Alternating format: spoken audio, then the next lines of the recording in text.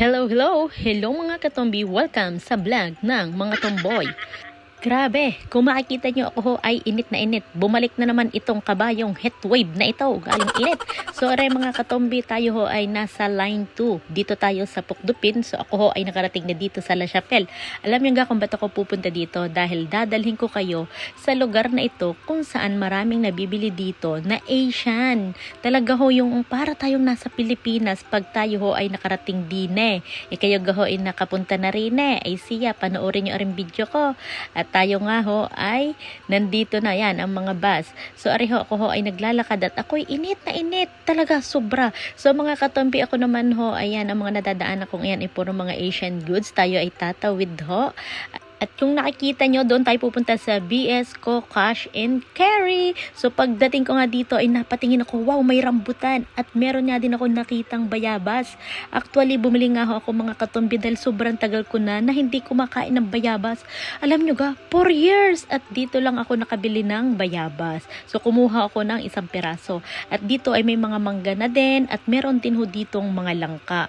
Yang langka di ko pa natikman. At pumasok ako sa loob. At dito naman nakita ko ang mga gulay, merong mangga, may mga talong, at meron din hong mga ampalaya. Tingnan niyo, galing ganda ng pagkagulay. Bumili akong mangga mga katombi. So ako ay nag-ikot-ikot at nagtingin-tingin kung ano pa ang pwedeng mabili ni katombi. Dati kasi sa line 7 ho kami nakatira sa Creme. So ito ho ay malapit sa aming bahay dati. Kaya na-discover ko ho ito talaga sa La Chapelle. Sobrang dami ho ditong mga nagtitinda ng mga ganito.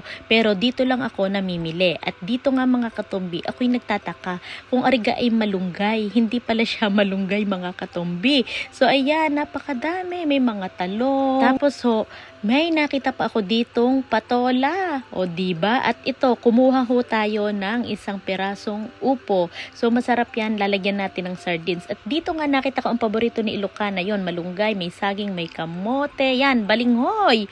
Tigi ko, sarap nyon. Tapos so dito ay merong malunggay. So ayan, pagkatapos kong mamili ako ho ay magbabayad na.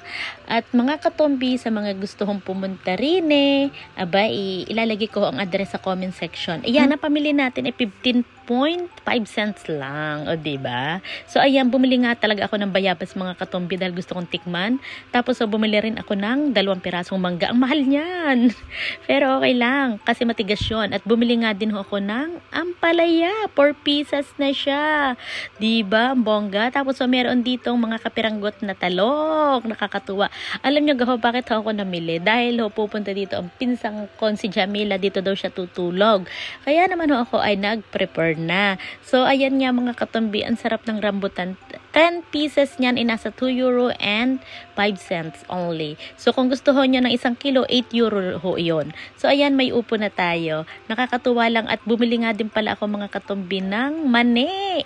Ilalaga pa ho iyan. Mura lang ang bili ko dyan. Madami yan mga katombi. 1 euro and 87 cents lang ang bili ko. Marami siya. So ayan, hanggang dito na lang ang vlog ni Katombi. Kung gusto nyong pumunta ay magsakay kayo ng line 2, baba kayo ng Metro La Chapelle at doon lang ho yun, makikita nyo agad. So thank you for watching. Bye!